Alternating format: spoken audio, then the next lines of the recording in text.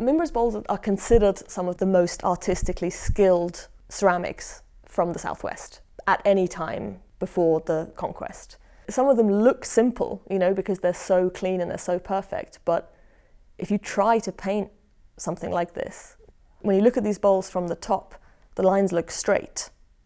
But obviously that's the perspective of you looking at it. If you actually have to paint that line, you can't just take a ruler and draw a straight line. You have to follow the curve of the bowl to create a line that looks dead straight. We don't see any planning lines on the bowl, so we never see that they've marked out the quarters or the eighths or the 16ths of the bowl to try and then get the design evenly spaced out. We just have the final design. The fact that these images or these designs come out so precise and so perfect shows the skill of the artist who painted these bowls.